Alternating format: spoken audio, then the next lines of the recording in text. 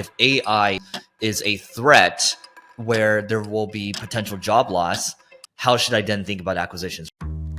I wanted to go through an M&A thesis with the threat of AI looming. My name's Eric Su. I've bought a couple of agencies, and main agency is called Single Grain, looking at doing some acquisitions, but also I have to keep in mind that the threat of AI is very much looming right now. Keep talking about AI. What's going to happen in AI? Intelligence of a non-human form. Implications on productivity and efficiency in business. So it's more of a conundrum, right? It's knowing that agencies can grow through acquisitions and a lot of businesses can grow through acquisitions. That's the value that you might get from this video. So I'm going to walk you through my thought process here, and then also you get to see how we do things at my company when it comes to writing memos, right? So there's 2 memos that I actually wrote here, and my objective here is for you to figure out if it makes sense for you to go about buying companies and how you might want to think about the perceived threat of AI. I actually think it's an opportunity, but some people like to look at it as a threat.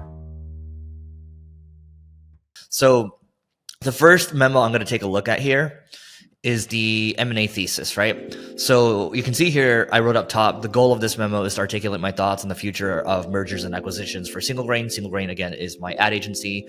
And then I also, in some cases, if it's a bigger type of idea, I'll like writing a press release, right? So in the context of this one, there's a book called Working Backwards, and this is written by 2 Amazon executives.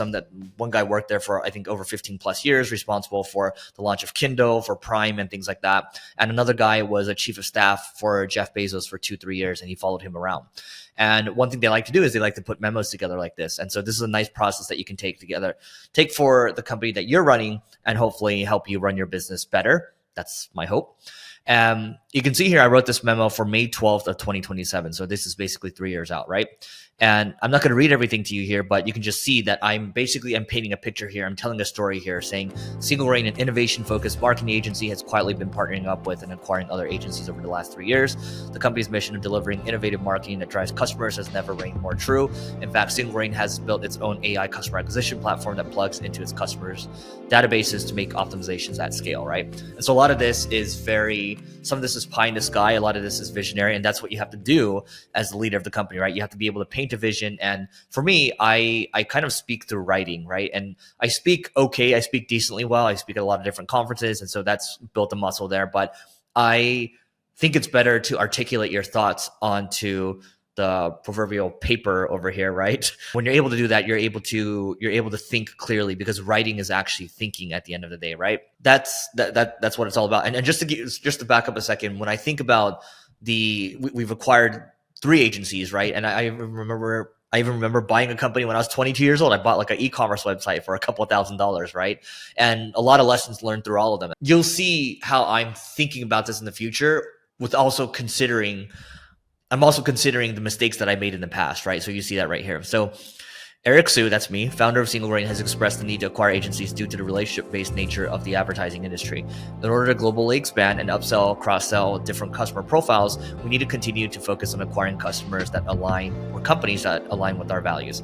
When asked about his core tenets of successful acquisitions Su instead led with what hasn't worked with failures of the past. To fail, do these things. And so those of you that are watching the video, you can see over here, I believe that should be Charlie Munger over there. So Warren Buffett's on the other side. So Charlie Munger, he passed away 2 weeks before, I believe, his 100th birthday. And he's been Warren Buffett's longtime partner. And together they built Berkshire Hathaway. And I believe that the return that they got, they've gotten since inception, basically like a 64,000 times increase, right, on their investment. And so that's pretty impressive, right? And they're sitting on like $188 billion in cash right now. And so, these 2 guys, well into their 90s. Charlie's gone, but Warren's still playing right now. He's still in his 90s, right?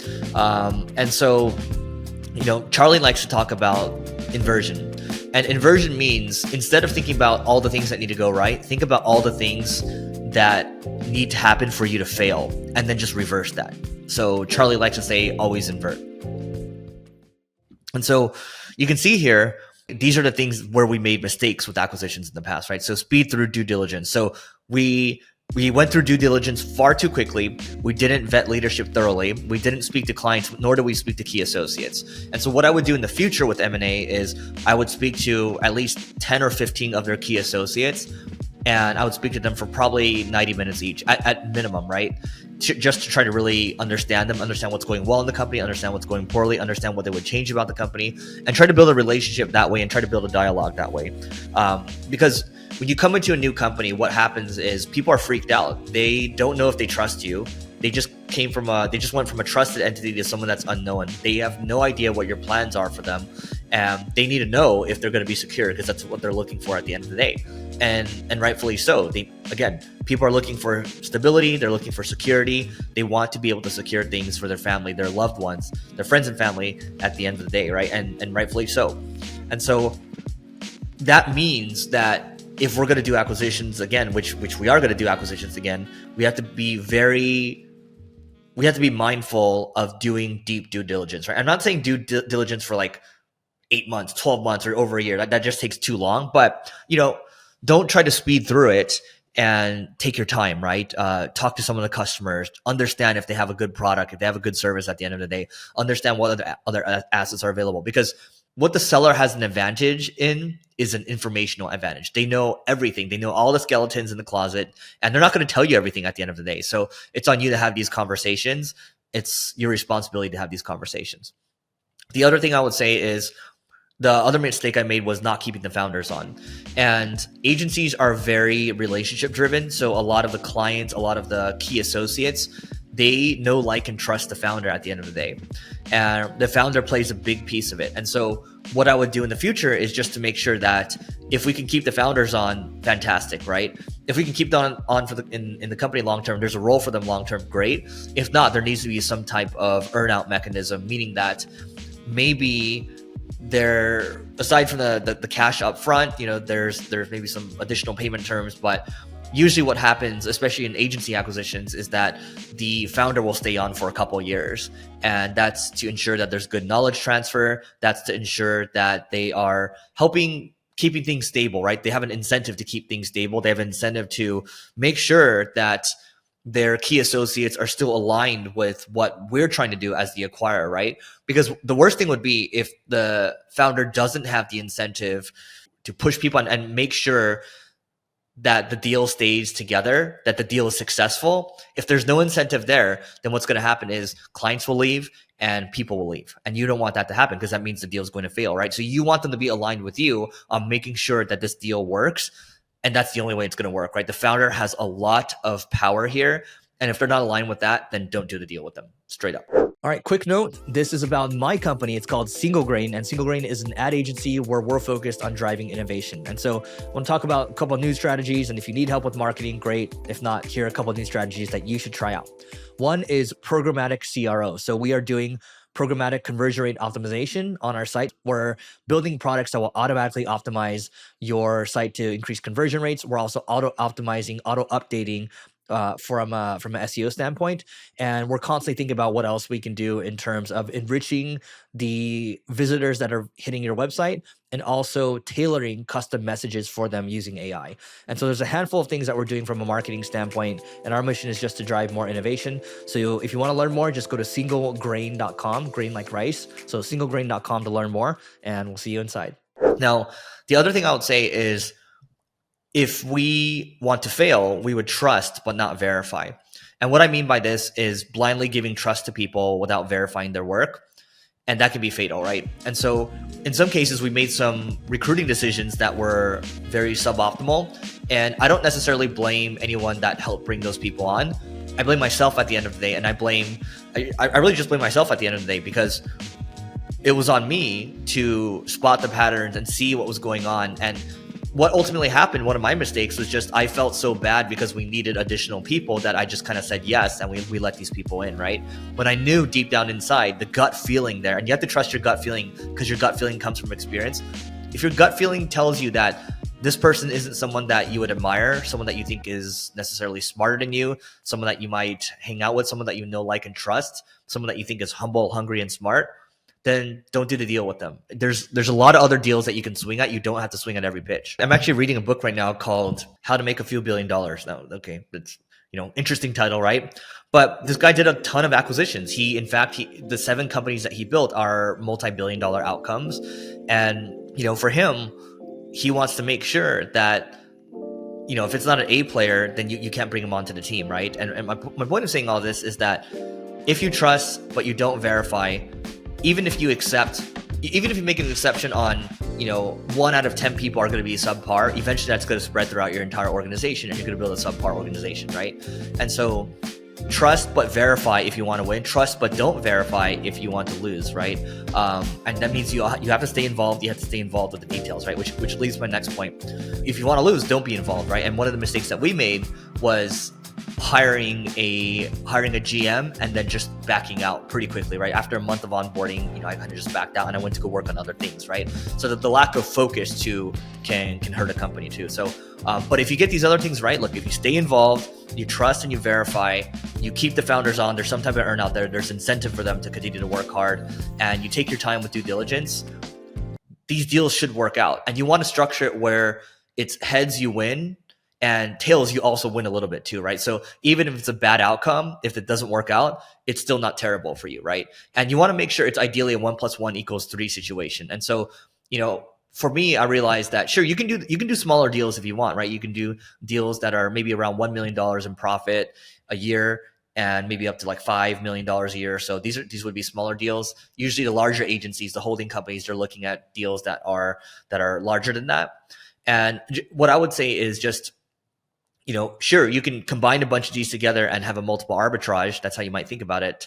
And what that means is you might take, 10 $1 million profit companies a year. I'm oversimplifying this right now. And so just to back up a second, if you have a $1 million a year company and you sell it, maybe you can get a 3 to 4x, maybe 5x multiple on it. So you can sell it for $3 to $5 million or so. But if you combine 10 $1 million companies together and it's a well-oiled machine, and it's doing $10 million in profit a year, well, in the good times, the last couple of years, you might be able to get a 15 to 20x. Now, not so much. I'm just saying at the high point, you were able to get 15 to 20x on it. But that the difference between that is $3 to $5 million, and potentially we're talking $150 million or $200 million or so, right? So that's the multiple arbitrage at the end of the day. So you want to be buying companies that are where you can do a multiple arbitrage at the end of the day, right? Because that's how you gain value there. And there's a lot of different ways to structure a deal, and this is where we'll go into this part over here. And I actually put like a little quote in my press release, right? So focus involvement is what it would take to succeed long term, right? So quoting myself in this press release over here. So the other thing to think about in terms of structuring, and this is how we think about it, right, is looking at taking 51% stakes in $1 million EBITDA businesses that we see as complementary, right? So from a service or geographic diversity perspective. So it could be companies that are in Europe, for example, companies that are in LATAM, companies that are in Asia, and that will expand our footprint. And where I think there's a lot of value here, even in an AI-driven world, is the relationships at the end of the day, right? So, if a business has services that Single Ring didn't have, plus it fits clients that fit our ideal client profile, our ICP, that would be worth considering, right? So for example, right now we offer paid media, we offer SEO, and then there's an element of creative and CRO. But if we have something that's around influencer marketing, for example, or analytics, that's something that we might take a look at, right? So again, we want to look at service expansion, international footprint, logo expansion, into the custom AI products that we're building right now, revenue expansion too, right? So a quote from Scott Galloway that I like to carry over to this is, we've kept our sales up for a long time, and we believe that the winds are finally blowing favorably in our direction to capitalize on the latest technology trends while growing through acquisitions. So at the time of writing, Single Ring is doing $40 million top line, hopefully more than that in the next 3 years or so, right? And so the overview here, so that the press release finishes and it moves into an overview, right? And there's actually a lot more that goes in this memo, about 8 pages or so, but I'm not going to read the whole thing here. And hopefully this is helping you with your thought process. And let me know in the comments right now how are you thinking about this? Like, what have you learned so far, right? And what have you taken away? And we'll continue on. And hopefully this is helping you in terms of thinking about this from an advanced standpoint. Quick message from the Agency Owners Association. So this is the peer group for agency owners that Neil and I both put together. This is for people that are doing 6 figures, 7 figures, 8 figures, even 9 figures as well. And we're all here to help you grow your agency faster. In this group, we share leads. We share learnings with each other. It's a community where people can ask questions, their most burning questions, personally, professionally. We'll share templates, reports, things like that. We're constantly adding more value to the group. I will tell you that the price is continuing to increase. The good news is that There's no long-term commitment. So you can just learn more by going to marketingschool.io/agency. Once again, that's marketingschool.io/agency to learn more, and we hope to see you inside. So the overview here says basically we've sat on the sidelines with M&A for the last 3 years or so, right? Basically because some of the missteps that we took from prior acquisitions, right? So there's a lot of cleanup to do, and what I can share around that is not all acquisitions are going to work, but as long as you can avoid the mistakes that I mentioned above, the whole inversion thing, you're going to be fine, right? You're going to make some mistakes, but I would say the biggest thing is just make sure that you're trusting but verifying, and you're staying involved. And so for us, we're going to continue to fortify our financial position because that's going to make it easier for us to get favorable terms when it comes to thinking about loans or deal structuring, things like that, or how we might even think about equity partnerships. And, I even put in a potential structure here, right? So you could offer a company doing 1 million in EBITDA, a 5x multiple with 2x being paid up front and then 3x being paid over the next 3 years, right? Which is similar to a seller finance structure that we've done in the past. And this just shows kind of where we're trying to go, right? So continue to fortify our financial positions, 2024, 2025. If you find a really good deal, we'll swing at it, right? And just going back to the book, How to Make a Few $1 Billion, the thread I wanted to pull on was that this guy, Brad Jacobs, he only swung on, I think, around 18 deals out of 2,000 deals that he looked at. So when you do the math on that, that's like 0.009. And so that's a really low percentage, right? It's actually 0.0009, I believe, percent. So look, if we find something that fits our deal box, we're going to swing at it. But we should be very cautious about what we swing at the end of the day, or vigilant is the word I'm looking to use, right? And so that's what I'll say. And you have to think about why do you want to do M&A in the first, and why do you even want to grow in the first place? And so my why behind this, and I talked to my coach about this the other day, is I feel like I'm playing the ultimate game. And I played a lot of games growing up, a lot of competitive gaming, right? So from ages 10 to 20 or so. And I look at business as the ultimate game. It's really fun. And I just want to keep playing, at least for right now, right? I want to keep playing. And for me, it's like, so why do you want to get to potentially 9 figures in revenue and potentially 10 figures in revenue? Because it's fun, right? And hopefully, with these video formats where I'm sharing the memos, I'm sharing my thought process about how to grow the business, that's going to help you ultimately. And maybe we can do a deal together in the future, right? And so that's the first piece on M&A. And I want to pause for a second and move over to or take a little pause and talk about AI, right? So if a lot of these agency holding companies have 500 people, 1,000 people, 2,000 people or so, how many jobs is AI going to potentially consolidate in the next 5 to 10 years or so? Could it be 25% of those? Could it be 50%? That's a huge number. 50% is already a huge number, right? Could it be even more than that? How I'm thinking about this is how do we balance this? What's the crawl, walk, run here? Because we know AI for sure is going to add to a lot of productivity, but that also means people are going to lose jobs, right? And so the thinking here is, okay, well, if we go and we acquire a bunch of companies and they aren't able to adapt, they haven't adapted to AI, they're kind of resistant to it. Well, then what's happened is we bought something that might be a sinking ship and we might have to cut a lot of heads. And ultimately we're left handling a cleanup situation, which you don't want to be doing. You want to be focused on serving your customers at the end of the day. So that's the thought around this. The conundrum here is when does the M&A thesis start? So the goal of this memo is outline how AI will disrupt agencies. We'll explore risks and opportunities as well as timelines, right? So overview, anything repetitive will become automated, and those jobs will unfortunately go to the machines. What won't get automated away is strategic thinking. Strong strategic thinking comes from top 5% talent. That's why we must keep the talent bar exceptionally high. Sacrificing our talent bar will mean sacrificing the company. So what does that mean? I believe, and I've told my people this at the company. I said, look, I don't want to work at a company where people they're not adapting, right? We can only afford to hire top 5% talent moving forward. And that means our talent bar needs to continue to be very high. And because the top 5% of people that can think strategically, they're very creative, they're very innovative. There will always be jobs for those people. And the way I'm seeing the future is that those top 5% of people that are at single grain, hopefully, they're going to be managing strategy and they're going to be basically directing traffic for these tens or hundreds or thousands of AI agents for each customer that we have. And these AI agents will be doing the jobs of entire companies. And, the cost will be deflationary. Hopefully, we're charging potentially on different models, on a usage-based model, on a per-use model, right? I think the agency model is going to change quite a bit. A lot of agencies are used to charging, big fees and, RFPs and agency of record, all these things. And maybe that still might be around. I think it's a little antiquated, but a lot of, big companies are still used to doing business that way. But the model where we take a percentage of spend, maybe that still might be there at the end of the day, right? But I just continue to think about, I've asked this question to a couple of people already. I said, look, if you had unlimited money and you had unlimited resources, and if you can wave a magic wand, what one solution would you like to have to solve your customer acquisition problems? And without fail, a couple of them in a row have said, I would like to have something that can basically qualify all of our leads, talk to them, and then close them, right? They basically want an agent that can help them with that. And I think that's the world that we're going to go into. Voice LLMs have just gotten better and better.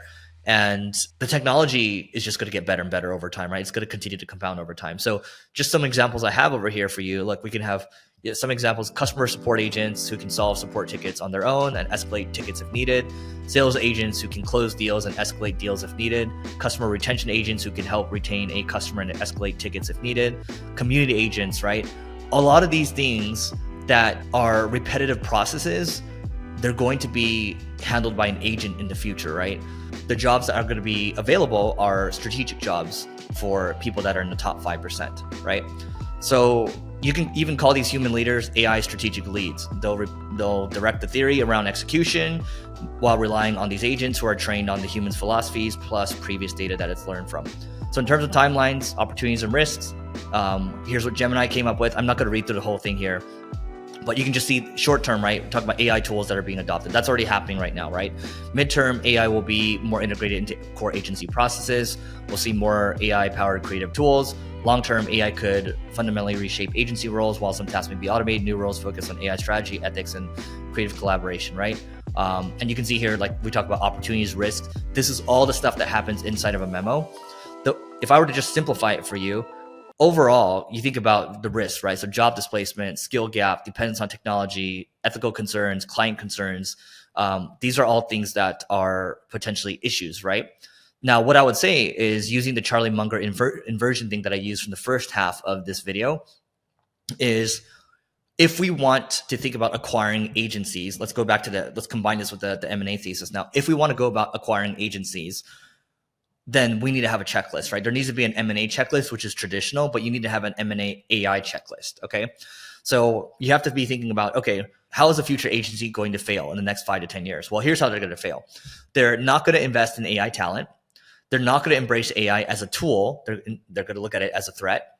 They're not going to develop new service offerings because the world's going to change very quickly. They're not focused on ethics and transparency, right? So there's ethics around AI, around content creation, how you might go about doing sales, marketing.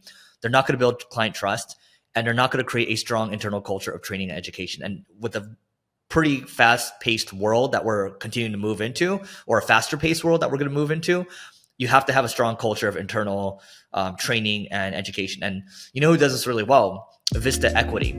So Vista Equity, they are a private equity firm that rolls up software companies, right? They take majority stake in most of the companies that they invest in, and they just have a playbook, and they run everything through this playbook. But what's really world-class about them is that they have 26 events a year for their portfolio companies. Some might be like a CXO event, or an event might be for all the people leaders at companies, right? CXO could be chief operating officer, chief marketing officer, CEO, right? They're just trying to knowledge share as much as they can. And so I think that's going to be very necessary.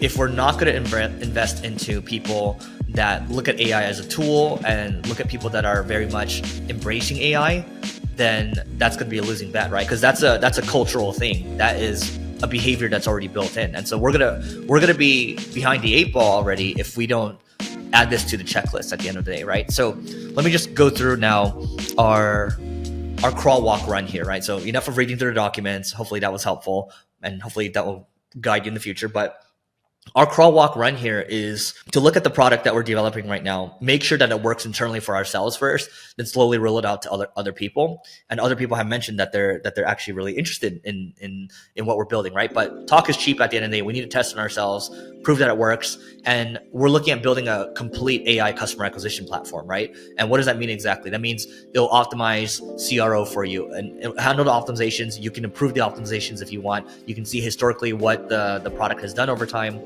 And we'll do the same for SEO, right? In terms of updating internal links, updating content, and creating AI assisted content or programmatic content, right? That's stuff that we're all thinking about right now. And, down the line, thinking about, okay, how can we solve problems in terms of generating qualified meeting bookings for these enterprises that have a lot of signal-based data that we can take advantage of. Nobody has really done that yet, right? So, how do you build a marketing agency in the future? Well, if you believe that a lot of stuff will be driven by AI, then that's where things are going. But in the near term, we got to make sure the product works. Once the product works, we can start rolling things out. Then that will be the signal for us to start looking at other additional companies. And our product it's going to have certain subsets. So again, one area focused on CROs, one area focused on SEO, right? As we continue to expand, then we'll expand our client base there. And then that will help guide our M&A thesis at the end of the day, right? Now, long term, what that means is if we go about buying these other agencies, we probably will be able to get some efficiencies in terms of the work that we're doing from the product, and then we can have almost like a managed service, right? You have people that are managing the product because this product is we're just looking at it building multiple agents for customers, and we're looking at building custom solutions for clients too, right? And in some cases, there might be some talent consolidation, right? Like, unfortunately, that is an efficiency thing. Like, labor is often the biggest cost. And in that case, it's thinking about how can we offer a generous severance package to people and making sure that those people are taken care of, right? Because that unfortunately is a reality of doing business. But, again, if we're thinking about M&A, then that's part of business at the end of the day, right? What that means ultimately is if our products and services are able to do what we think they can do, then that means we're going to be able to capture more efficiencies from a labor standpoint, but also from a work efficiency standpoint, we're going to be able to charge on a different business model, right? So instead of just charging on a percentage of ad spend or a monthly flat fee, we can now charge on a per usage basis. So maybe every day you're using, 1,000 of our AI agents, per use, we're charging you $1. So you're paying us like $1,000, maybe for like 5 tasks a day. So that's $5,000 a day, right? I'm just making things up right now. Or we can charge on a performance basis, right? So, for each qualified meeting that we book, you pay us, $800 to $1,000, which is what a lot of enterprise companies are willing to do right now. And so what I'm trying to do right now in this video is to really get you to expand your thought patterns and your how you think about the future, right? Because a lot of the stuff is going to change quite a bit, and I see a lot of agencies that are kind of stuck. And so, what I'm interested in is, yes, absolutely acquiring other agencies, but I'm also I'm cautiously optimistic. My crawl right now is making sure what we have is working and making sure the AI stuff that we're doing for clients is working. And then we can start to walk a little bit, start to, do a couple acquisitions here and there, and then continue to scale product and continue to just make sure we're hiring the top 5% of people. And then the run's going to be, we're fully running, we have product market fit, we clearly have a solution that works there, like a new solution that works, and we can move into this new world. But, I don't think anybody knows how this world's going to look for the next couple of years or so. It's going to be completely different. And, I think the most generational AI companies still haven't formed yet. I think it's going to take another 2 to 3 years or so. And, we have to be ready. Timing matters a lot, right? So we got to make sure that we're not too early, but we're also not too late, right? So that's the trick with this.